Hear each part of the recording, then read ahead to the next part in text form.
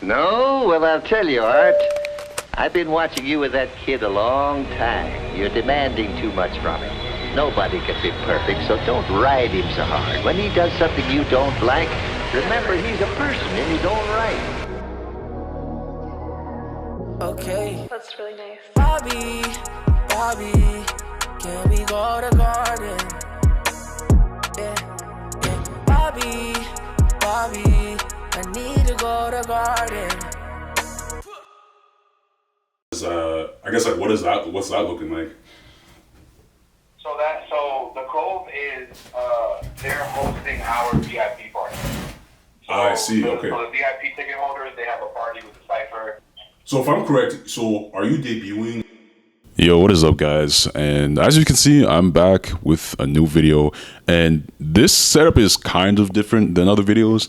This is kind of like a mix of a vlog and just me continuing finally finishing the installment of just me covering everything that's been happening within the last few months in CHH. But this is kind of like the last video part of that, in that I'm gonna cover everything that's happened like up to this point, like within the last month. So I'm gonna cover everything. Like, I know most people have already given their thoughts, but I'm just gonna give my own thoughts on stuff that happened as of recent within July and anything up to recent.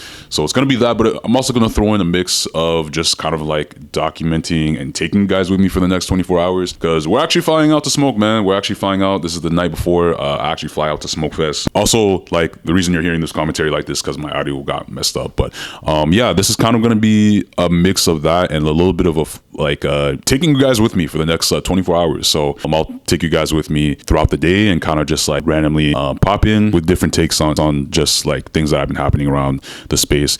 And other than that, I'll just leave you guys with the video. This is like pretty much the night before me catching my flight, or actually me heading on my way to my job, because for some reason I decided to pick up a night shift the day before my flight. But I thought I wanted to get there early, so hope you guys enjoy the video, man. Anyways, I definitely wanted to start with this one just because this post has been kind of like, it drew a little bit of buzz like over the last several days, because this is something I hear happening around Christian hip hop every now and then. But it's like you have to hear through people's own personal stories of this happening, because especially with producers and artists, it's a very real thing. People do steal other people's music or just like references in Christian hip hop. And it was a Rapzilla repost from a guy named Travis James, but he says the amount of stolen songs, uncleared samples, and just overall theft in the Christian rap space is so embarrassing and sad. Imagine telling someone you come to God and adhere to his word while rapping over stolen music. And like, my thing with this is like, it set off a whole chain of like comments below, but my whole thing is like, when it comes to like calling out a lot of these things that are not obviously right in the space, it's like, when are we gonna get to a point when we just straight up call out names? Because personally for me, my thing is like, when these things happen and when people are calling out people without really throwing any names, it's kind of like, that doesn't really do anything to like the conversation. It doesn't really make it does somewhat make it productive, because it gives other people the opportunity to like go in and share their stories. But for me personally, it's like, at this point, it's more effective to just like call out names, just because I see this happening like so often behind the scenes, or you hear about it so much to the point that it's kind of like, you might as well go one-on-one with the person or just straight up call them out, just because for this to be going on so much, at some point for me personally, names do have to be called out. And in terms of what that looks like or what stories that look like, I don't know if there's any artists or producers that want to throw in their stories below in the comments. But yeah, this is a very real thing that I do see reoccurring around the space, and believe it or not, it does happen in Christian hip hop. So, all right, man, so the whole Halvey and Sierra situation, man, to be honest, there's not really much to say, because I think everybody in their space is essentially given their points on it. The only thing I will say, I guess, like on the latter end of it, is like, it's sad that like, you know, Halvey kind of had to deal with a lot of the backlash and comments for the Sierra feature. But to be honest, it's kind of, I find it interesting because Halvey's in a position where I want to say Lecrae is at, because Lecrae for the longest time, he was at the top of the helm in CHH. And he's always had a foot in the door within like the mainstream church, within the mainstream Christian space. And I believe Harvey is in the exact same position. But at the same time, Harvey finds himself in the same exact position, you know, Lecrae is starting to be in when a fan criticizes or, well, harshly criticizes, you know, an artist's music. And every artist around the space has been through this, but it's the fact that I think because Harvey is kind of like at the helm, or I kind of like at the head of like being, I guess, like I want to say like the beloved child of like CHH in the eyes of like the mainstream church. When you make a feature with a song with an artist like Sierra, it's gonna, you know, create a lot of havoc and backlash.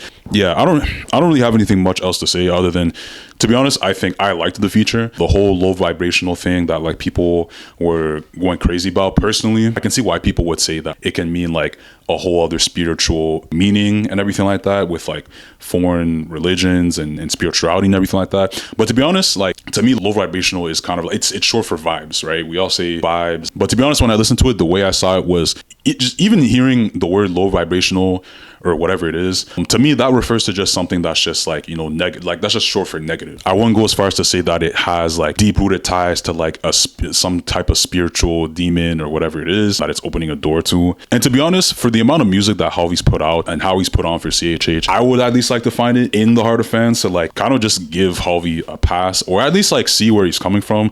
Just be a little bit more gracious, just because I think it wasn't fair to Harvey just to see those comments and reactions and like all these people in the blog spaces just like harshly coming down on him. But other than that, that's really it, man.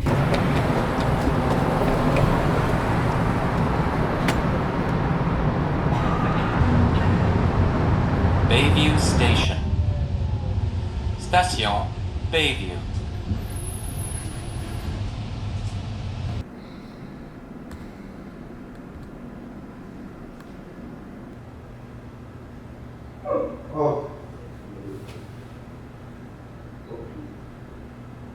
I don't know how many of you in the chat, I feel weird calling you guys chat, but whatever, in the comment section, I don't know how many of you worked, you know, nights. I don't know how many of you guys hate it or love it, but me personally, I'm a night guy all the way through.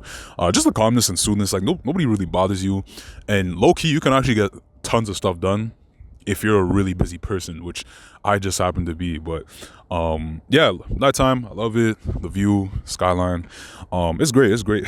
But either way, next on the topic is Miles Minnick officially starts a record label. As you guys know, over July, Miles Minnick ran back Glowfest for another year, and this time with the addition of starting up a record label. And it's very interesting. I'd say it's just because like over the years, Miles progressed pretty rapidly, I'd say, with going from starting out as an artist to scaling up to starting a collective to kind of just like now jumping into starting a record label. And this is something he fully believes God is calling him into. And with him, you can tell everything's just been God-led. And no matter like what people might say or might think about the moves he's making, it really seems for him like it's really, if God's not in it, if God is in it, he's 100% going all in. But if God's not in it, then he's not really gonna go there. Honestly, my thoughts on it, like looking at the addition or starting out, he pretty much started the label from scratch with Tommy Zuko and CJ Emulus from the original collective. I love it. It's a pretty solid pick it's a pretty solid like core to start a label. The only thing I would say is, man, like in my opinion, I would have loved to have seen Tiaja sign on as well, just because I don't know, I think there's just something about like, even though it's not a collective, I think adding on a female artist would have rounded up, I guess, like their core branding with the label to kind of include a whole different audience of females and kind of just show, I guess, like the different parts like of their roster, or I guess like the, I don't know, kind of like the diversity of artists on the roster and everything like that, just because you bring in a whole new audience when you bring in a female artist. But Kiaja, I mean, like with the strong following that she has and, you know, how well she's been doing for herself, I think having her as an addition would have kind of been like, I want to say, like, even though they're moving as a record label, the strongest example I can think of in the mainstream, and it's really, I'm only using it because it's the only example I can think of, is Lil Yachty when he started up the Concrete Boys. The way they had the collective, there were so many different things that made the chemistry work, but one of the biggest key things was just like the diversity of artists, from the music, the sound, to just like their characters and everything like that. So from Caribou to Draft Day and all these other artists, I find watching them move and grow, it really really showed that you can accomplish a lot with just like a deep roster. I guess like a diverse cast of people around, I guess like a collective. But obviously, Glow label is not a collective or anything like that. But either way, I think seeing Kiaja sign, it would have made waves. It would have been a strong move for sure. But obviously, you know, that didn't happen. And obviously people have their reasons. Maybe the conversation has come and gone. Maybe she's trying to go in her own direction. Miles is trying to go in his own direction. We don't really know, but these are just like things I'm chalking up in my mind, in my brain. And yeah. But overall, I mean, I like it. Can't wait to see what Miles does. And yeah, we'll see, especially because I know Miles talks often about this is a new mainstream. I'm ready to see where it takes us. So yeah, man. Yeah. That video. That video came out after a breakup. Oh, no. I mean, nah.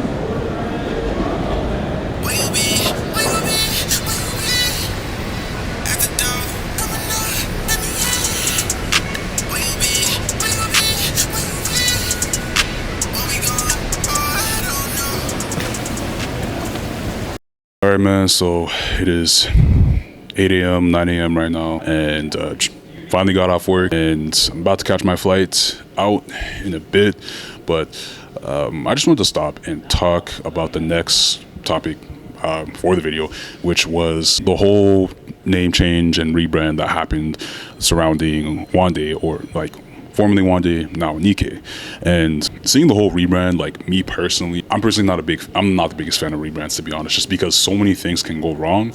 And people generally don't like change. It takes a certain while to get used to something new. But with the whole name and rebrand too, people had a lot of questions as to why it happened. And personally for me, like I find when it comes to name changes and rebrands, sometimes, well, generally when it comes to a product, but when it comes to like just even an artist in general, normally name change kind of like, it doesn't really follow through with the fans sometimes, just because they're so attached from day one, the original artist and who they were and how they brand themselves from the jump. So yeah, seeing Wande go from her original name to now Nikkei, it was kind of weird to get used to, but she didn't leave us hanging, obviously, in the dust. She, brought it up and talked about how, the main reason is just the fact that being like raised up in a Muslim household originally, the name that was given to her, I think like the significance it has in religion is that like, I think the meaning behind it is that it's like a devotion to Allah. And seeing that, like, I don't blame her. She's feeling led to change her name, and she changed it to a Nikkei, which is like the goodness of God. But seeing and all that, like, it was obviously like of significance and importance to her.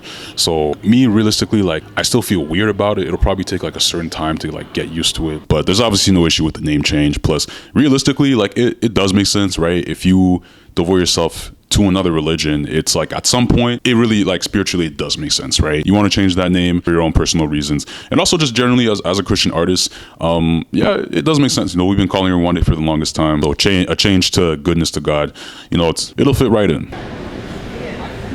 Planes make me trip. Really? They make me trip a bit, but moi j'ai un peu peur. That's crazy. I don't like flying.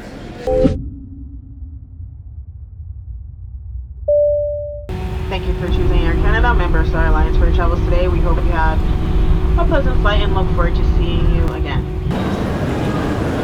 The biggest thing with me is like in relationships, like on fait une idée que tu fais dans ta semaine, right? All right, man. So it's like a little after 2. I don't leave Toronto till 6 p.m. and I figured I'd jump back on and cover some other topics that happened throughout the month.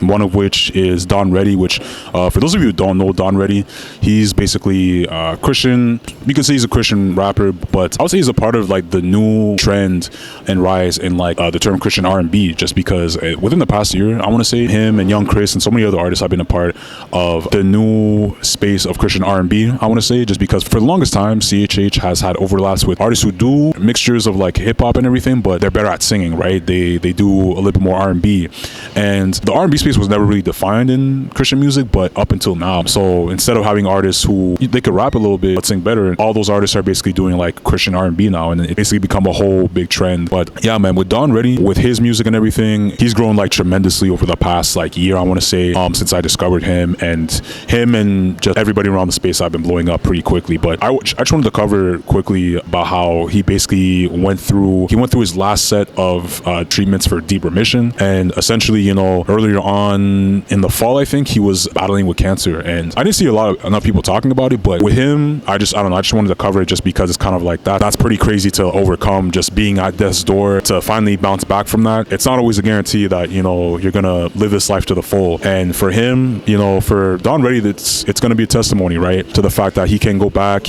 and in later projects he can talk about the things that he went through that maybe not a lot of people know about him. But yeah, I just wanted to cover that real quick, just because it's definitely scary for anyone, for artists, for just really anyone to go through. But the fact that he was still putting out content, still putting out music, still living his life, it's very amazing to see, and it's just a testament to where God has him right now. So yeah, before I leave Toronto, I definitely wanted to cover my favorite moments from Smokefest last year, and or moments slash I guess like performances, just like because there were several artists who, I mean, like there were plenty of artists who I looked forward to seeing, but there were also artists who I guess made me maybe see them in a different light. Something clicked about them that made me realize like, oh wow, like I really enjoy watching, you know, this person perform, just because listening to music versus seeing someone perform it live, it's two completely different things. One of which, Portia Love, I mean, like, man, last year the energy she brought, man, like I loved it. And like low key with the thing she had going on with like the whole Holy Girl Summer and holy girls versus holy boys, and trying to get like the crowd going, man. Like I don't even like, she got me in the crowd singing the girls part whenever they scream holy girls and like whatever. Like it was great to see, man. I definitely enjoyed her performance. Another performance, or I really want to say it collectively, was like the Midnight Cypher last year at the after party. Just being there, it was a great moment, just watching people play unreleased music and pass the aux around, just like, yeah, perform in the middle of a cypher, man. It was a great moment, and just to see a bunch of people there, man, it was pretty dope to witness and just see a lot of upcoming artists. You know, that you knew, or like, you know, you saw a year ago in the space, and then a year later, like they're killing it right now. That was definitely a great moment for sure, and just really like discovering new artists to listen to, and also new people to meet, which is what I really enjoyed about Holy Smoke, Smokefest. I really enjoyed that. But I actually never got to see was What Up RG, just because last year he literally, I think he had probably one of the best sets of the night. I could tell when I walked in, but I was literally waiting outside 30 minutes at a food truck because the food was taking like time to make, and I missed out on the whole, I think it was a whole 45-minute set actually. I missed out on the whole set. I skipped intermission, I skipped everything, and by the time I got in, like the whole building, like the energy in the room was crazy. But unfortunately, while I would have loved to see his set, I didn't get to see it, unfortunately. But this year's different. We're gonna be in the building, and we'll be in that mug, man. We'll be in there. We'll be in there.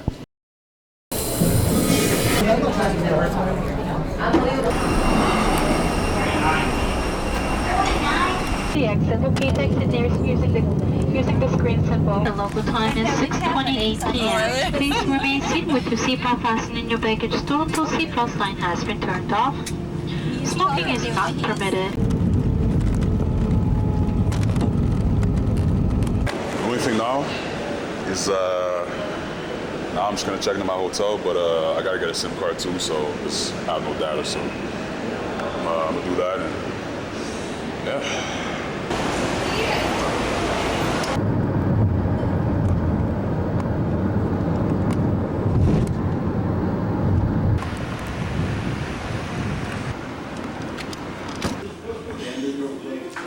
Bed, man. I've been up for the whole day.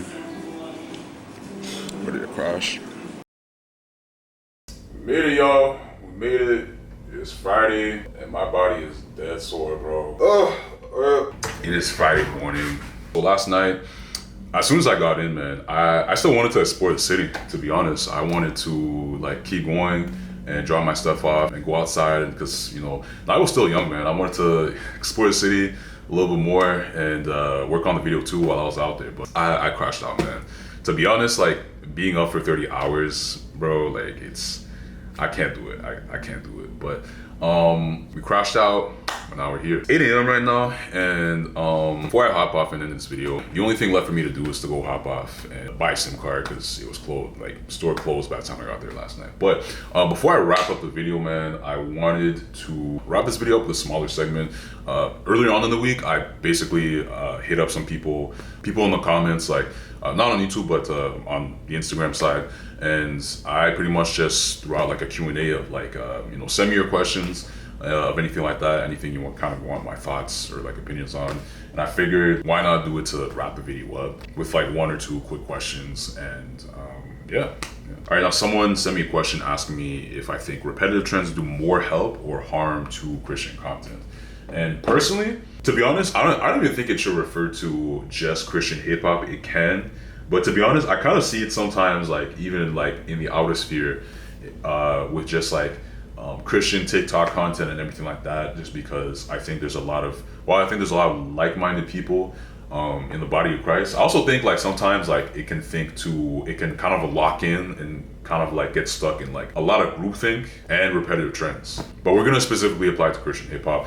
To be honest, I'd say it does more harm just because a lot of times in Christian hip hop, when something becomes repetitive, it locks in as the new trend and the new meta around the space. Like a quick example I could shoot out to you guys is like the whole Christian hip hop is evolving phrase. I know a lot of you artists that watch this, like you're trying to find ways to effectively get your music out there. Completely understandable. And it's like, it's what you want to make a living off doing anyways, right? You're trying to take your music serious. The only thing, I guess, it's like, because it's become the norm now, it's kind of like, it doesn't become a turnoff, but eventually it's like, I don't know, like it kind of groups you in with everybody that does it. But I do understand, but eventually after a while, like it does get tired of seeing the same thing over and over again. I'm not even just that example specifically alone. It could be like phrases like Christian hip hop is harder than so and so. Like I understand, but sometimes I think it is concerning because then everybody does it. And then it's kind of like, at some point, it's probably just better to take a risk and just like, hook in the listener with like a different phrase to like keep staying fresh.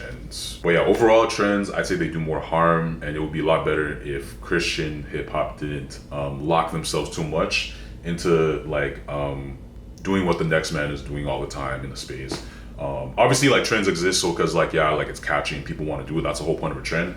But the danger in it being repetitive is like when people lock on too much into it. But yeah. All right, and then lastly, someone asked me to highlight Christian DJs. To be honest, I think this was a question more towards like, because I guess they wanted me to cover this in future reels on Instagram because of the format of content I do there is differently than what I do on YouTube. But either way, I'm gonna answer regardless. To be honest, I didn't even know about the Christian DJ space until like earlier this year. I didn't really know there was a space like that. I was really only used to like DJ Mike LV, and that's really it. But as I open myself up, like there are plenty of DJs out there like that I'm following and watching, seeing the whole world of like DJ Rome, DJ Smalls, plenty of other DJs, and seeing the creative stuff they do and mash up with music.